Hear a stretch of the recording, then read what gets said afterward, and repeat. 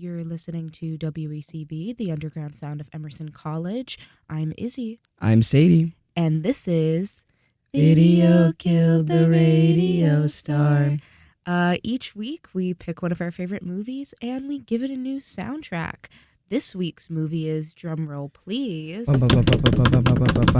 Candyman. Now, technically, we're focusing on the 2021 Candyman, but we also just watched... We had never seen either of these movies before we watched them specifically for this show. Yeah. We both just heard very good things. But last night, we watched the original, so we're going to talk a little bit about both. Yeah, we feel like it would be a disservice to the franchise to not acknowledge the original. Especially since the 2021 version is like very much a sequel and not just like a it's not a remake. Yeah.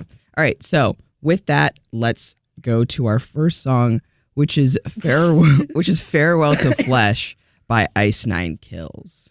And I'll talk a little bit about why it's not here afterwards. That was Farewell to Flesh by Ice Nine Kills. And I'm going to let Izzy take this one on Farewell to Flesh. So guys, you might have listened to that song and been like, that was such a middle school song of you to add to this playlist, guys. What's going on? And that's because I discovered this album in middle school, actually, because this is an album called Welcome to Horrorwood, I think is the name of the album. Welcome to Horrorwood. And I think it's actually part 2 of, and there's, I don't know, whatever. But the most famous song on the album is the American Psycho song they did. And they also did, an American Psycho themed music video. And in middle school, I ate that up. I was obsessed with that. Yum, yum, yum. And so, I recently, over Christmas break, I did a listen to an album every day. And one of the days I listened to this album, because I was like, I haven't heard the rest of it. I've only heard the American Psycho song. And so this is the Candyman song on the album. And I was like, there's no way we can't include the song that is literally made for this movie. Yeah. But it is also Ice Nine Kills. And they're a little silly. And it reminded me, I was telling Sadie last night, if any of you guys know a YouTube channel by the name of Nate Wants to Battle, that I was also very obsessed with in middle school. This is very that type of music. But yeah, it's literally made for the movie, so we had to include it. It's a good introduction to the movie as a whole. Yeah. Obviously it was, I'm assuming that this came out before the 2021 version, so it is about the original, but it works in describing both Candymans. And both movies have very similar arcs, which makes sense because we'll talk about why it makes sense. Letterboxd description of Candyman 2021. I'm gonna do 2021 because that is the one we are technically making this about. Dare to say his name. Anthony and his Hello? Let's try that again. Anthony and his partner move into a loft in the new gentrified Cabrini. After a chance encounter with an old-timer exposes Anthony to the true story behind Candyman, he unknowingly opens a door to a complex past that unravels his own sanity and unleashes a terrifying wave of violence. So, that description does kind of go a lot off of the original, movie and what it is, so I'm also actually just going to read the original Letterboxd description, just so if you don't know this movie at all, you kind of know what's going on. Tagline for the original Candyman: you don't have to believe, just beware. The Candyman, a murderous soul with a hook for a hand, is accidentally summoned to reality by a skeptic grad student researching the monster Smith. So basically, in Cabrini, there's this myth of this Candyman that is putting razors in the candy and is killing kids and is just this monster, basically. And we learn in the new version that the person who was arrested for these crimes wasn't actually the person doing these things, and that the actual Candyman is a much more mythic creature. I like how they described it as like a soul, because like at first I was like, wait, then like, because at first I was like, who is the candy? Because they use even like the after same, watching the new one, I was like, yeah, because so it is sort of it moves from like person to person once you like summon it, and you have to, and you know go through the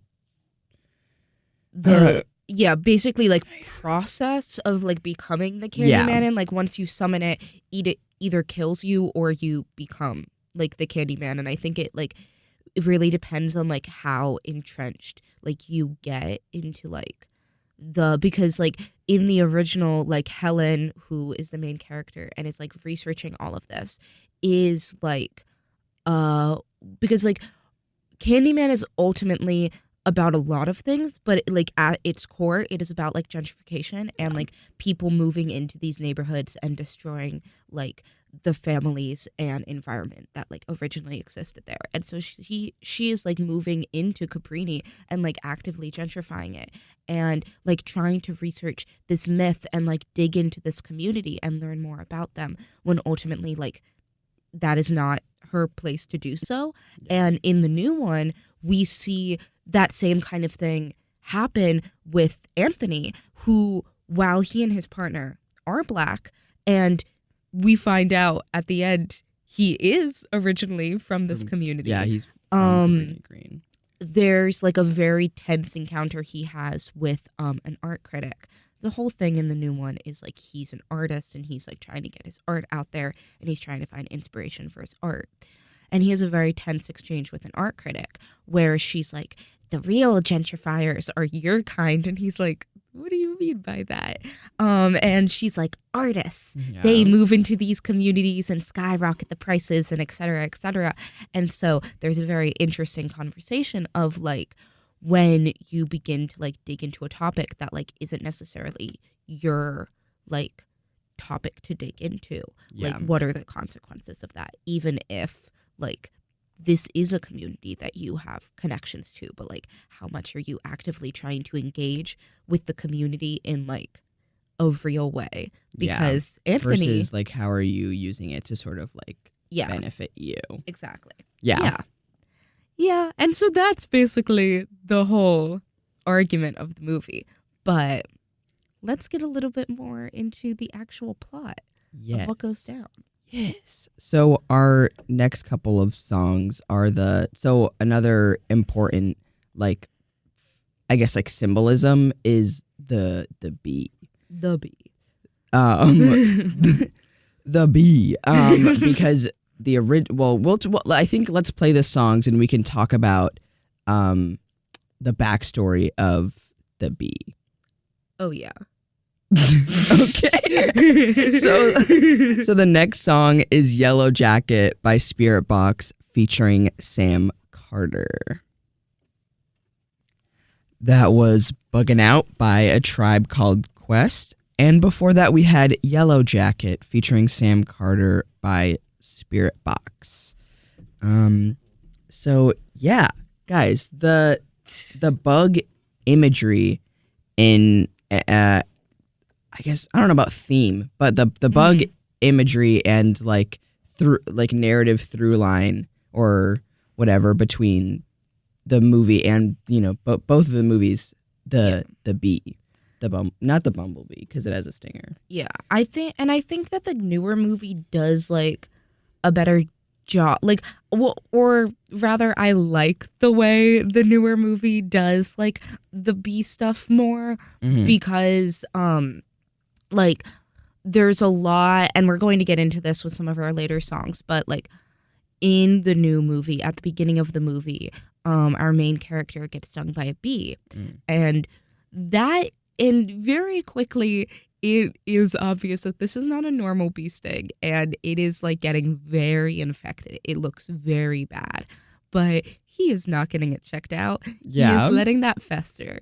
Like the crazy levels. Like he gets stung on his hand, like between his thumb and his pointer finger, and like it begins to like spread over his whole hand, and like not even in like his like his hand is swollen. Like my mom is allergic to bees. Like when if she gets like stung or like stung, and like I remember one summer she had like her hand like ballooned up. Yeah, and so it's like like normal bee sting reaction but like no, it's like his hand has like craters. It's like I don't even know how to describe. It's like rotting. Yeah, his hand is rotting. Yeah, which is normal reaction to a bee sting, I think. Well, but so there's a lot of like as Anthony begins to slowly like go crazy trying to figure out like, and I guess to the same extent the way that Helen does in the first one. But I think like specifically the reason I chose Buggin' Out was because that song talks about like not only like because like obviously there's aspects of that song of like being of just like bugging out on people, but like also there's because a lot of Tribe Called Quest songs talk about like their like reaction, that's not the word I'm thinking of, but whatever, their like reaction to fame and like how they like how people like react to them now that they are like famous and they are like known. And that's a big thing that Anthony deals with in the movie because like his art piece is based on this myth of Candyman, and then suddenly people start dying because of Candyman. And there's this scene where they're like watching the news and he's like watching it entranced and he's like, they said my name. And his girlfriend's like, what are you talking about? They're talking about the murders and the people who died. Like the people that we know. The people that we know who just got murdered. And all you can focus on is like the fact that like they know your name. And they said, like he was like, they said, the art piece is called Say My Name. Yeah. And then, so they said they were like, oh, Say My Name by Anthony. I don't remember what his last name is. And then so it's like, he's like, they said my name. Yeah. People know who I am now. And they literally are just all jealous that he's getting famous. And yeah, it's definitely that they're all jealous and that they're not like, hey, Anthony, people we know just died. People are dying, et cetera, et cetera. Also, what's going on with your hand? Like, also, what up with your hand? And then progressively, like, the whole entire right side. Is it? Yeah. Well, it's like one side of I don't remember. One side of the side of his body, which he got like the bee sting, like it like that the rotting moves up, like intensifies and like moves up his arm like onto his face. Yeah. And so even like as Anthony is going through this change, like physically and also mentally, I think they obviously sort of line up. He is starting to see things He's seeing some things. He's seeing things in the mirror. He is. So he's starting to he's starting to look at his reflection and not see himself, but in fact see Candyman. So, guys. So, our next couple of songs are sort of talking about how like Anthony sort of is having to like the corruption of self. Yeah, the corruption of self. We were commenting last night as we were watching the original, and we were like, Candyman as a concept is kind of very The Fly in the way of like you interact with the bug and then you start to like well, it's not as much becoming the bug, it's just becoming something else, but it's the body horror of you're becoming something. So our next song is Recognizing the Enemy by Eve's Tumor. Yeah. That was Man in the Mirror by Michael Jackson. And before that, we had Recognizing the Enemy by Eve's Tumor. And there were definitely no technical issues to play and that made another song play. And my computer didn't Oh, why is it suddenly on shuffle? I see what happened. So someone, not me though. Someone came in here actually. Someone broke into the studio and didn't do anything or take anything besides putting Sadie's computer on shuffle. So someone is out to sabotage us. Anyway, so those 2 songs and only those 2 songs, no other songs were played, and both of those songs are speaking to a similar thing of, like a couple different. Oh, sorry. Oh, gosh. We were really traumatized by the guy who broke in. We got so rattled up. Not only Anthony having to come to terms with, having to come to terms with the fact that he is becoming this, like, is being taken over by this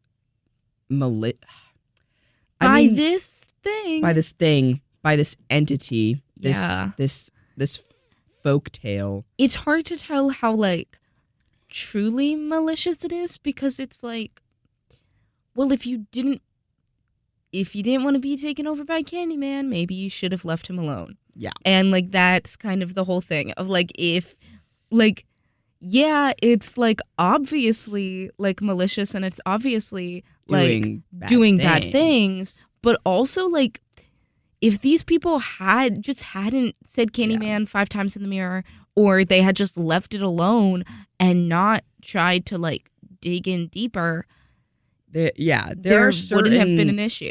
Yeah. You have to, you can't ignore the fault of the people who, it's like, oh, if you, like, it's sort of like Bloody Mary, except these people are adults. Yeah. It's like, if you do this, then, like, someone's going to come and kill you. And you're like, okay, I'm going to do it. And it's like, well, even if it's not real, maybe just, like, don't. Yeah, maybe just don't. Maybe just don't. And, like, I feel like just to be safe, like, just in case it is real, which it is, maybe just don't do that. And, so the way that this is more of a sequel to the first movie than a remake is we find out that, major spoilers, guys, but if you've seen the first one, then you know that there is a baby involved. And basically Candyman is like, you have to bring me this baby to be... Is he like, this is my successor? So we were crafting while we were watching the first one. So the first one we didn't watch as intently. But so what it is the Candyman stole the baby and then made it look like Helen had killed the baby or taken the baby or something like that. And so Candyman was like, I need someone to, like, be my new, like, host body, or, like, to take over whatever it is. And so basically he was like, Helen, either it's you or it's this baby. So if you, or like I think Candyman was like, oh, it's gonna be this baby. Like, I want, I want the baby. I want the baby. But then Helen is like, if I give myself to you, will you leave him alone? And Candyman's like, oh yeah, sure. And and so that's what happens. But in the new movie, we find out that Anthony is that baby. He is that baby. Oh my. And because, like, a lot of weird things are happening, like, his hand is not normal, like, his girlfriend broke up with him because, like, it kind of seems like he's killing the people, and it's like, hey, what's going on? And so he goes and visits his mom, and his mom is like... Yeah, because I think he passes out or something, and he goes to the hospital. Basically just like, gotta go see my mom. And also there's, like, a whole thing throughout the whole movie where it's like, your mom wants to talk to you, and he's like, no, I'll do it later. Yeah. But then when he finds out that he was not born where he thought he was right, because at the hospital they were like, which is so weird that, like how did this never come up before? The nurse was like, because I guess maybe he had never, because they moved into the Cabrini Green, like what used to be Cabrini Green, like project, like fairly. I don't know. I just feel like it would have come up before then. But Well, basically, she's like, didn't. "Oh, you're from Cabrini," and he's like, "No, I'm not. I'm from like the next town over." And she's like, "It says you're from Cabrini." It says you were born. Yeah. Yeah. And so he goes to visit his mom, and he's like, "What's going on?" And she's like, "When you were a baby, they tried to kill you, and they tried to make you Candyman, and I didn't like that, so I just didn't tell you." And like no one was supposed to know about it, and everyone was supposed to like not talk about it. We were all just supposed to be chill. We all made an agreement. No one was supposed to ever find out. No one was supposed to say Candyman, but someone broke that agreement. Yeah. And so now we're basically, the guy the older man that Anthony becomes friends with, who tells him about this legend, basically is like a Candyman fanatic and knows that he is the baby and wants to make Anthony, like, put Anthony into his like rightful role prophecy. As the Candyman prophecy. I mean, yeah, pretty much. And become the new Candyman. And so he's like, I don't want to be Candyman, but he's kind of. I mean, it is. It's kind of. It is kind of. Like your whole arm is rotting off. He likes it. Yeah, there's kind of he's being infected.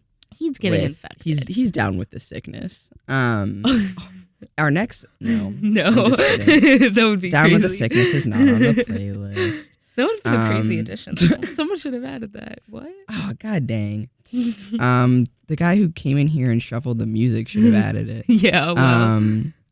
But so yeah, for me, like Man in the Mirror and Recognize the Enemy is not only about him becoming Candyman and having to like come to terms with this prophecy, but also sort of it leads back again to the overarching theme of gentrification of like, having to like reflect on yourself and be like, oh, am I the drama? Yeah. Am I the villain? Yeah. Am I the villain?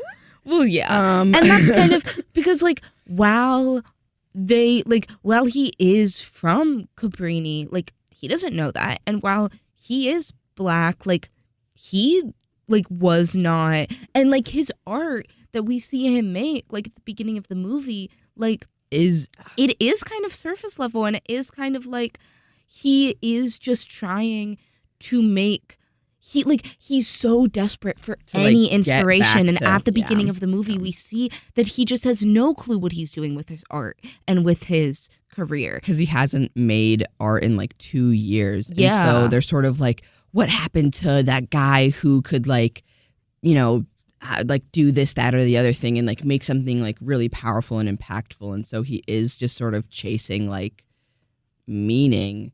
And so he tries to derive that from Candyman and Cabrini Green and this like legend of like the way that people framed it, like in terms of like saying that it wasn't real, is they're like, oh, everyone in the hood and in the ghetto just says, oh, it was Candyman to like push blame off of themselves and like stuff like that. Yeah.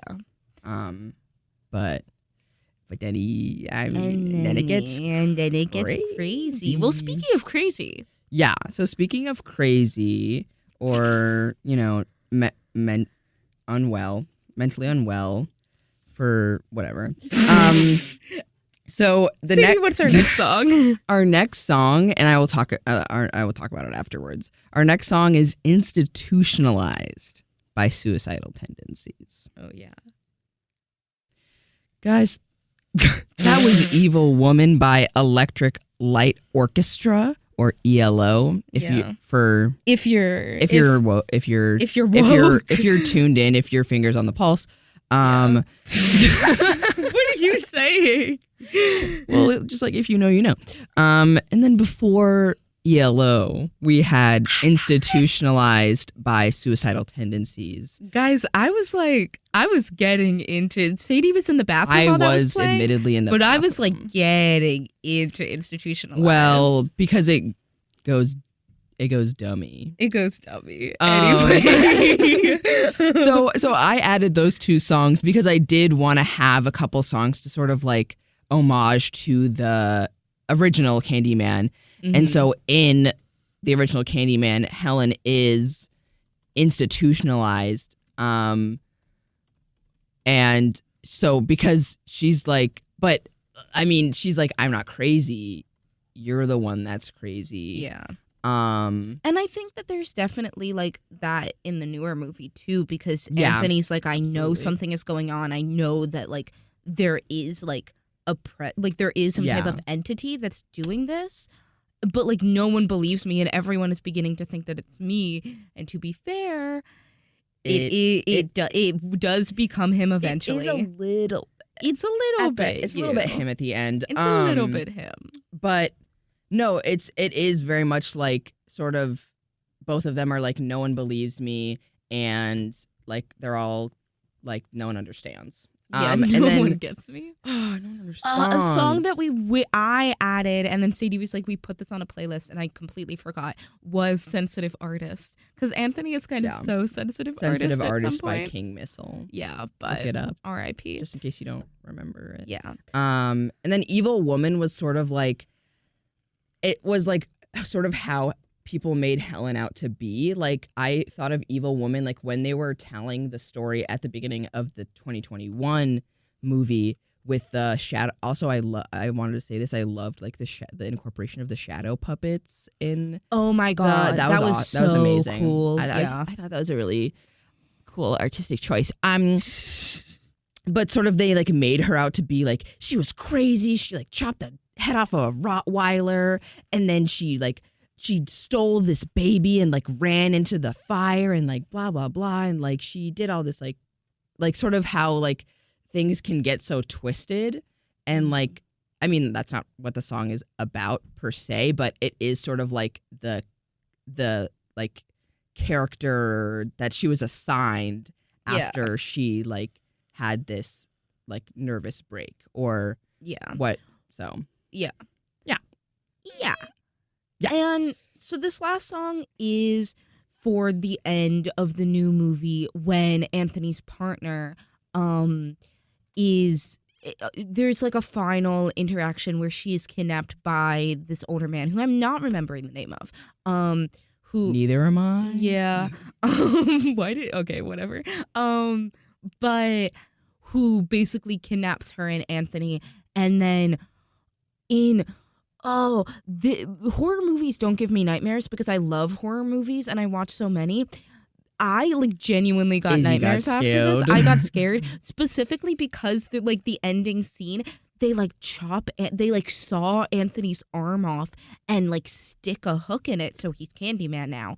And the like squelching noises that the saw, and specifically the hook being stuck into the arm, it's so like, oh, you need to watch it. But basically she then like at the end when he is Candyman, she like summons him. Yeah, she summons him, but also before that she like tries to have a moment where it's like, is it like actually you, like is like how much is Anthony still in there? Yeah. And like in the conversation, like she's able to get a little bit out of him, but at the end she does kind of have to accept that her boyfriend is now this entity. Yeah, he's now Swarm of Bees. He is now Swarm of Bees. Guys, our last song, we will leave you with this, is It Really You by Loathe. Thank you so much.